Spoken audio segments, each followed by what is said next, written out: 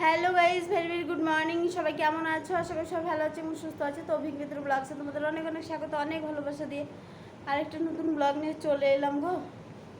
আজকে রোদের তেজ দেখে ভয় লাগছে ঘর থেকে বেরোতে। বাবানও একই কথাই বলছে, কিন্তু স্কুলে তো যেতে হবে। প্রচণ্ড মানে রোদের একটা যে তাপ, সেটা শুরু হয়ে গেছে সকাল থেকে। এখন বাজে 9টা।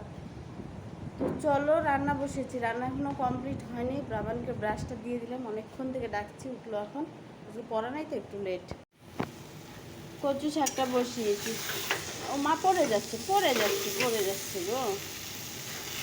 কচু শাকটা বসিয়েছি, এখন একটু মশলা করে একটু মাছের ঝোল করে নেবো মশলা দিয়ে। টাইম নেই, বাবান স্নান করে এলে খেতে দিয়ে দেবো। তো চলো মশলাটা করে নিই, এটা নামিয়ে নিই। আজকে কচু শাকটার মধ্যে একটু ডাল দেওয়া হয়েছে। তোমাদের দাদাভাই বলে ডাল দিতে, একটু মাছের ডাল দিয়েছি, জানি না খেতে কেমন হবে। কচু শাকটা হয়ে গেছে, নামিয়ে নিয়েছি। মাছের ঝোলটাও হয়ে গেল প্রায়। মাছের ঝোলটা জাল হতে থাক, আর আমি চলো রেডি হয়ে নিই। বাবানের স্নান হয়ে গেছে, এখনও টাইম নেই গো। মাছের ঝোলটা একদম একটু জিরা আর লঙ্কা দিয়ে একটুখানি মাছের ঝোল করে নিলাম, হালকা করে। যা রোদ উঠেছে, এর মধ্যে আর পেঁয়াজ রসুন কিছু দিইনি। মাছের ঝোলটা হয়ে গেল, নামিয়ে নিলাম। তো চলো খেতে বসে পড়ি। হ্যালো গাইস, তো চলে এসেছি গো লাঞ্চে। কিচ্ছু ভালো লাগছে না, এত গরম পড়েছে আজকে। কালকে থেকে আজকে আরও বেশি গরম। তো চলো, অল্প কিছু জামা কাপড় নিয়ে নিয়েছি, এগুলোকে কেচে দিই।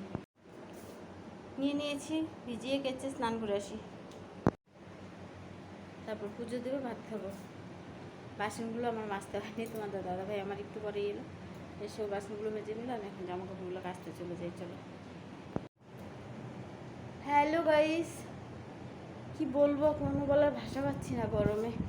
ডিউটি থেকে এসে শুয়েছিলাম, মনে স্নান করলাম, একটুকু ভালো লাগছে না, শরীরটা এত টায়ার্ড লাগছে। না চা খেলাম না কিছু, চাটা বসিয়েছি, চলো নামিয়ে নিয়ে আসি। তো চলো চাটাকে ছেঁকে চাটাকে খেয়ে নিই, কিচ্ছু ভালো লাগছে না গো। চা খাওয়া হয়ে গেছে, রান্না বসিয়ে দিয়েছি। কি রান্না হচ্ছে? কচু আলু দিয়ে তরকারি হবে, বসিয়ে দিলাম। চলো মশলাটা করে নিই।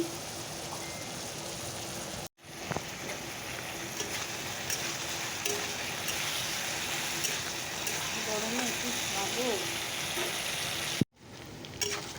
মশলাটা দিয়ে দিয়েছি।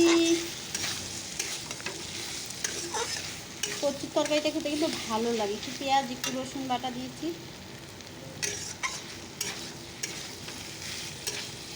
তো চলো একটু ভাজা ভাজা করে নিই, তারপরে জল দেব। কচুর তরকারিটা হয়ে গেছে, নামিয়ে নিয়েছি। এখন কি করবো? এখন দেখো, এখানে বেসন নিয়ে নিয়েছি, চালের গুঁড়ো নিয়ে নিয়েছি, একটু লবণ হলুদ নিয়ে নিয়েছি।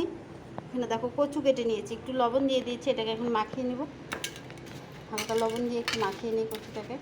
মাঝখানে দেখো করে নিয়েছি, এটাকে দিয়ে এখন একটু বড়া করে নেব। তো চলো এটাকে একটু জল দিয়ে মাখিয়ে নিই। আজকে কচু জিন্দাবাদ। বড়াগুলো দিয়ে দিয়েছি, আর কিছু আছে এখানে, এগুলো আগে ভেজে নেই।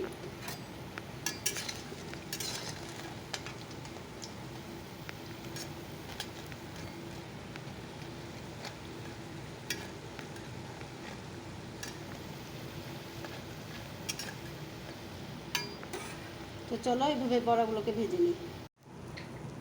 তো বড়াগুলো হয়ে গেছে, চলো একটু বৌমাকে দেই। আর আমি, তোমার দাদাভাই যে কখন আসবে, এখন খেলে তো ভালো হতো, গরম গরম বলো।